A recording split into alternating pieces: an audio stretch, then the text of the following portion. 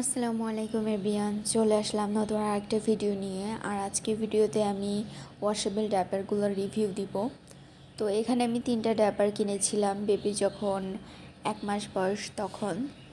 তো এগুলা আমি একটা ফেসবুকের পেজ থেকে নিয়েছিলাম। আর 3টার দাম পড়েছিল মোট 550 টাকা। আর এটা দেখতে পাচ্ছেন, এটা ডায়াপারের ভিতরে ইনসার্ট দিতে হয়, কি যে প্যাডটা থাকে সেটা। একটা ডায়াপারের সাথে 2টা করে প্যাড ছিল। তো প্রথমে যেটা বলবো সেটা হচ্ছে এই প্যাডগুলোর শোষণ ক্ষমতা একদমই কম। মানে আপনার বাচ্চা যদি একবার হিসু দেয় তাহলে এটা ভিজে যাবে আর লিকেজ হওয়ার সম্ভাবনা আছে।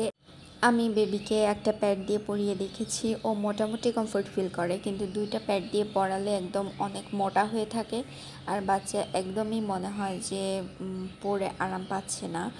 কিন্তু এটার ফেব্রিকটা ভালো ছিল, এই যে যেটা দেখতে পাচ্ছেন এটার ফেব্রিকটাও ভালো ছিল, হোয়াইট কালার 2টারও ফেব্রিক মোটামুটি ভালো ছিল। কিন্তু আমি বলবো যে আপনারা 550 টাকা খরচ করে এরকম ডাইপার কিনে ভুল করবেন না, আপনার টাকা ওয়েস্ট করবেন না আর কি। আমি ভুল করে আসলে কিনে ফেলেছিলাম।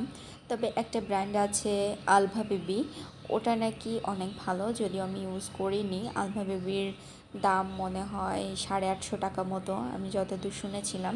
ওটা নাকি সারা রাত পরিয়ে রাখলেও কিছু হয় না। তো আমার কাছে মনে হয় ওয়াশেবল ডাইপারগুলোর টাকা নষ্ট না করে আমি সেটা দিয়ে ওয়ান টাইম ডাইপারই কিনে ইউজ করব, ভালো ব্র্যান্ডেরই ইউজ করব। তো আমি যেটা বলবো এটা আমার কাছে একদম ভালো লাগেনি। আপনাদের ব্যক্তিগত পছন্দ, কিনতে চাইলে কিনতে পারেন।